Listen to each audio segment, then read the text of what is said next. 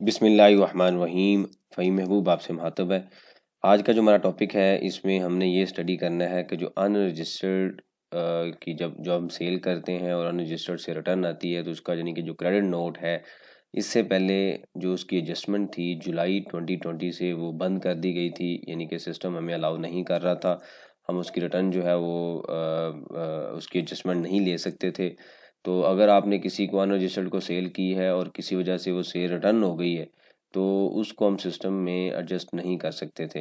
तो एफबीआर ने उसको क्लैरिफाई करते हुए मल्टीपल रिमाइंडर्स भेजे गए लोगों की तरफ से। मैंने भी इसके ऊपर काफ़ी फॉलोअप रखा और चूंकि ये बिज़नेस ऑपरेशनल इश्यूज था और काफ़ी लोग इसको फेस कर रहे थे। जब हम बिज़नेस करते हैं तो उसमें सेल भी होती है, सेल रिटर्न भी होती है, लेकिन जो सिस्टम था एफबीआर का वो बड़ा एक यूनिक और डिफाइन सा बना दिया गया कि भाई सिर्फ और सिर्फ आपने सेल करनी है, रिटर्न कोई नहीं है। तो ऐसा पॉसिबल नहीं होता। तो इसमें काफ़ी लोगों के आप में से भी कई लोगों ने ईमेल्स की होंगी, लेटर लिखे होंगे, डिफरेंट फॉर्म से चीज़ें हाईलाइट की होंगी, मैंने भी की हैं। तो फाइनली इसके ऊपर जो लॉन्ग वेटेड डॉक्यूमेंट था वह बी आर ने क्लैरिफिकेशन कर दी है। उन्होंने ये कहा कि जी आप एडजस्टमेंट ले सकते हैं। डॉक्यूमेंट का जो सब्जेक्ट टाइटल है वो adjustment of sale return through credit note against unregistered sale. मतलब अनरजिस्टर्ड सेल को अगर आप डीलर को, अगर आप कस्टमर को सेल करते हैं तो उसकी रिटर्न को भी आप एडजस्ट कर सकते हैं अगेंस्ट योर आउटपुट टैक्स। अब होता क्या था, इसकी हम एग्जांपल अभी हम देख लेते हैं कि इसमें, लेकिन अभी चीज़ हमने देखी है कि इन्होंने ये कहा है जी मैन्युफैक्चरर कम रिटेलर, जो मैन्युफैक्चरर हैं और रिटेलर भी हैं, और एंड रिटेलर, इसमें डिस्ट्रीब्यूटर होलसेलर का वर्ड अभी यूज़ नहीं किया।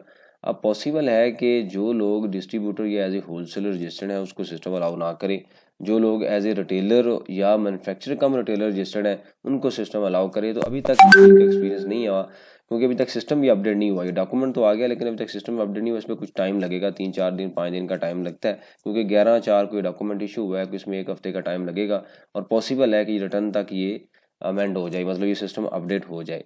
तो एक रिटर्न फाइल करने के बाद, ये एक्सपीरियंस के बाद हमें अंदाज़ा होगा कि हम डिस्ट्रीब्यूटर या होलसेलर के ऊपर अप्लाई होता है या नहीं होता। अपेरेंटली अप्लाई होना चाहिए। वो कैसे होना चाहिए, अभी हम लॉजिक भी डिस्कस करते हैं, वाइट बोर्ड के ऊपर लेक्चर देखते हैं।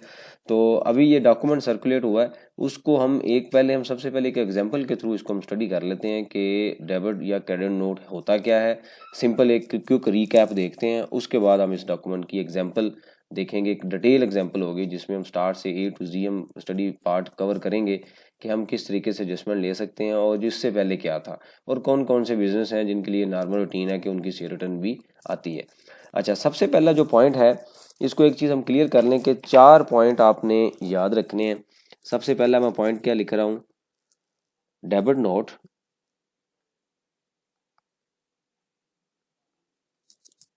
पहला पॉइंट मैंने ये लिखा है ji, debit note for purchase return.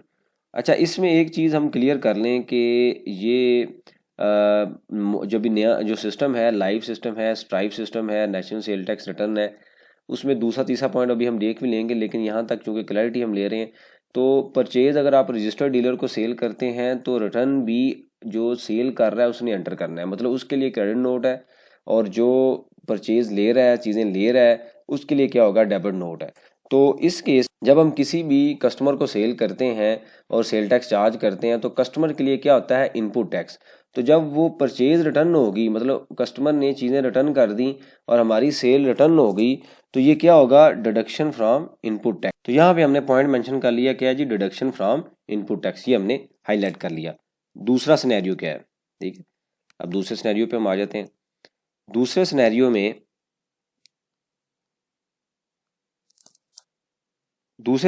क्या है जी, इसी चीज को हमने रिवर्स किया।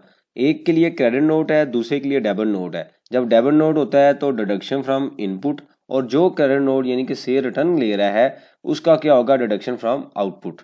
तीसरा सिनेरियो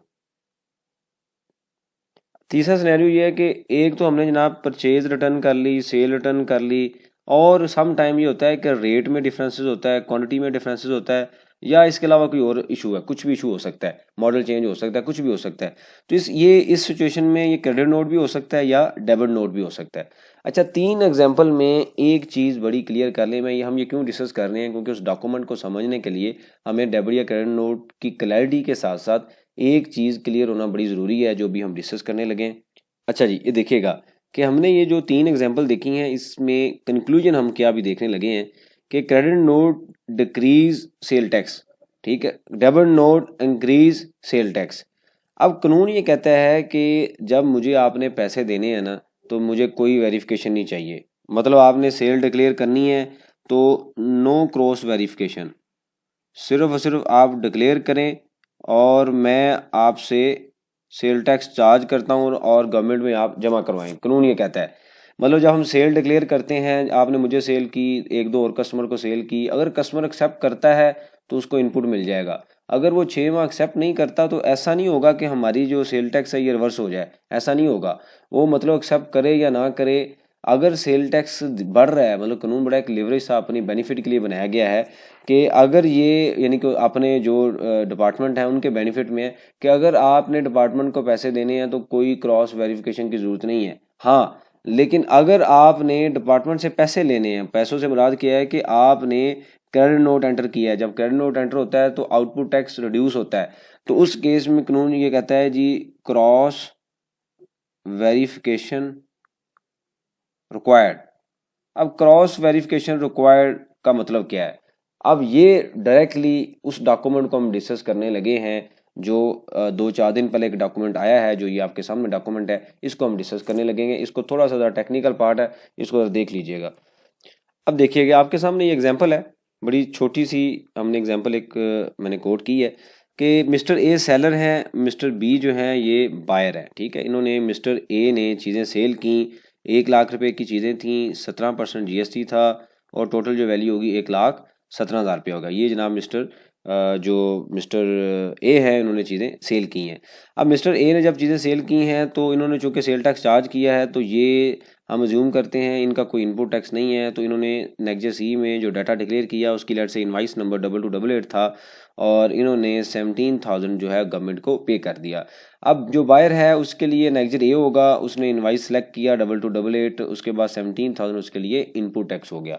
यहाँ तक तो हमारी चीज़ें क्लियर है। एक चीज़ यहाँ पे आप देखिएगा कि ये जो डाटा है ये इसमें जो मिस्टर बी है वो कौन है? अनरजिस्टर्ड है। ठीक है, अब हुआ क्या कि जी ये लेट से इन्होंने सेल की 31 मार्च 2022 को इन्होंने सेल की। कुछ टाइम के बाद इनको याद आया कि भाई मिस्टर बी ने कहा भाई मैंने तो चीज़ें आपकी ठीक नहीं है, जो आपने मुझे कहा था वो चीज़ें ठीक नहीं है। अब 2-3 सिचुएशन हो सकती हैं, आपने बिजनेस की वारंटी भी दी जा सकती है। कानून तो मैं ये कहता है जी 6 माह के अंदर मैं रिटर्न नहीं लेता या अनरजिस्टर्ड है तो मैं रिटर्न नहीं लूँगा, लेकिन अभी तो डॉक्यूमेंट आ गया है, इससे पहले तो नहीं था। लेकिन अगर आपकी प्रोडक्ट के ऊपर आप वारंटी दे रहे हैं तो इसका मतलब ये हुआ कि कस्टमर तो किसी भी टाइम रिटर्न कर सकता है अगर प्रोडक्ट में कोई मसला आ गया। तो लेट से हम ज्यूम करते हैं कि जी 5 अप्रैल को जाके 2022 को ये जो कस्टमर था इसने कहा जी 50,000 की मैं चीज़ें रिटर्न कर रहा हूँ। तो जब ये चीज़ें रिटर्न करेंगे तो जो मिस्टर ए है नेक्स्ट सी में जाके उन्होंने क्या किया, हम ज्यूम करते हैं कि उनकी एक इनवाइस थी, उसकी सेल थी 2 लाख, यानी कि 2 लाख रुपया उन्होंने सेल डिक्लेयर की और एक इन्होंने क्रेडिट नोट दे दिया। किसका? जो ओरिजिनल इनवाइस थी, कौन सी? जो 2288 ओरिजिनल इनवाइस है। हम ज्यूम करते हैं कि जी इसका CR1 इसका डॉक्यूमेंट नंबर है और 50,000 रुपये से ये जनाब ये चीज़ें रिटर्न हो गई हैं। ठीक है, अब 2 लाख का अगर 17% लें तो 34,000 GST बनता है और अगर रिटर्न लें 50,000 रुपये की तो इसके ऊपर जो 8,500 रुपीज़ का क्रेडिट नोट एंटर किया तो जो नेट वैल्यू आएगी वो 25,500 इन्होंने गवर्नमेंट को पे करना है। अब इससे पहले क्या होता था कि जब डॉक्यूमेंट ये नहीं आया था तो अगर आप इसकी एडजस्टमेंट लेते हैं तो प्रोविजनली 1 मंथ के लिए हमें ये टैक्स तो रिड्यूस हो जाता था, लेकिन अगले माह जाके क्या होता था कि जनाब 7A के अंदर एक 85,000 की एडजस्टमेंट आ जाती थी। वो क्या था? जैसे हमने अभी यहाँ पे ऊपर स्टडी किया है कि क्रॉस वेरिफिकेशन रिक्वायर्ड किस केस में? जब सेल टैक्स रिड्यूस होता है। तो आप देखें तो जब क्रेडिट नोट एंटर हुआ तो सेल टैक्स रिड्यूस हुआ। यहाँ पे वो कहता है ji cross verification required. Cross verification क्या है कि जिसके नाम पे आप क्रेडिट नोट एंटर कर रहे हैं उसको एक्सेप्ट भी करना है। तो आप देखें तो क्या होगा कि 7A के अंदर जाके जो आपका इनपुट का बैलेंस था वो माइनस हो जाता था और जो कैरी फॉरवर्ड आपका इनपुट था उसमें से 8,500 माइनस ही रहता था जब तक कि जो अगला कस्टमर है मिस्टर बी है वो इसको एक्सेप्ट नहीं करते। अब जो अनरजिस्टर्ड बंदा है, मतलब आपने एक कस्टमर को सेल किया जिसका सेल टैक्स नंबर ही नहीं है, वो भाई कैसे एक्सेप्ट करेगा? तो इसका मतलब ये हुआ कि जब रिटर्न आप एंटर करते थे तो आप डबल लॉस लेते थे। एक क्या है कि जब सेल किया 17% उस टाइम पे किया, जब हमने रिटर्न ली तो 17% मजीद पे कर लिया, और अगर हमने स्टॉक में ले लिया है तो जब मजीद सेल करना है तो गेन हमने 17% पे करना है, तो हम ट्वाइस जो टैक्स है वो पे कर रहे थे। अब कानून ने ये कहा है कि जी मैं आपको सर्टन कंडीशंस देता हूं, अगर आप उस कंडीशन में अवेलेबल हैं तो आप उसकी एडजस्टमेंट ले सकते हैं। नंबर 1 पहली कंडीशन क्या है कि जो टोटल सेल है आपकी, फॉर एग्जांपल 2 मिलियन की आपकी सेल है, उसका ब्रेकअप क्या है कि उसका ब्रेकअप है 10 मिलियन आपकी रजिस्टर्ड सेल है, 10 मिलियन आपकी अनरजिस्टर्ड सेल है। तो एक महीने में अनरजिस्टर्ड सेल का जो 10% है वो मैं आपको अलाउ कर सकता हूं कि आप इसकी रिटर्न ले सकते हैं। मतलब 10 मिलियन का 1% लें तो कितना बनता है 1 मिलियन। तो एक महीने में आप कितनी एडजस्टमेंट कर सकते हैं 1 मिलियन की। लेकिन कौन कर सकता है? मैन्युफैक्चरर कम रिटेलर या रिटेलर। डिस्ट्रीब्यूटर होलसेलर के ऊपर अभी तक ये पॉइंट क्लियर नहीं है, अभी वेट करना पड़ेगा जब तक ये सिस्टम एक्चुअल में introduce unique system national sale tax return में इंट्रोड्यूस नहीं होता।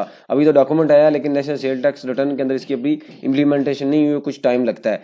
तो ये बेसिकली सारा कॉन्सेप्ट था, सारा थीम था कि इससे पहले एडजस्टमेंट नहीं होती थी, अब हम एडजस्टमेंट कर सकते हैं, लेकिन सर्टन कंडीशंस हैं, उन कंडीशन को हमने फॉलो करना है। अब क्वेश्चन ही आता है कि जी फॉर एग्जांपल आपकी एक महीने में 1 मिलियन तक आप एडजस्टमेंट ले सकते हैं, तो आपकी रिटर्न आ गया 2 मिलियन, तो आप क्या करें अगले महीने में उसकी 1 मिलियन की इस महीने एंट्री कर लें, 1 महीने की 1 मिलियन की अगले महीने में एंट्री कर लें। इससे होगा क्या, क्योंकि क्रेडिट नोट की एंट्री के भी हमारे पास 6 मंथ होते हैं, 180 डेज होते हैं, तो हम 180 डेज में किसी भी दिन ले सकते हैं। तो ये कोई बड़ा डील नहीं है, बड़ा इशू नहीं है, इसको हम इजीली मेंटेन कर सकते हैं।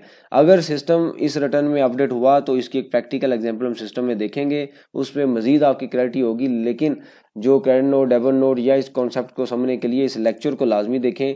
इससे रिलेटेड कोई क्वेश्चन हो तो आप मेंशन कीजिए ताकि हम उसके ऊपर ओपन डिस्कशन करें। एक आपसे रिक्वेस्ट है कि लेक्चर को लाजमी देखा करें, मेरी कोशिश होती है मैं पूरी इसके ऊपर स्क्रिप्ट लिखता हूँ, उसके बाद इसकी एक वर्किंग बनाता हूँ, उसमें टाइम लगाता हूँ, सारी चीज़ें तकरीबन कवर करता हूँ। तो जब आप लेक्चर को नहीं पूरा फॉरवर्ड करके देखते हैं तो उसमें आपकी कोई चीज़ें रह जाती हैं जो हम डिस्कस की होती हैं, लेकिन वो आप कमेंट बॉक्स में मेंशन करते हैं, जिसमें आपका भी टाइम ज़ाया होता है और मुझे भी रिप्लाई करना पड़ता है। सम टाइम मेरे लिए भी मुश्किल होता है कि मैं सबको रिप्लाई करूं, इसलिए आप लेक्चर को कंप्लीट देखें। अगर फिर भी समझ नहीं आती तो फिर आप मेंशन कीजिए, उसके ऊपर हम डिस्कशन कर लेंगे। थैंक यू वेरी मच, जज़ाकल्लाह।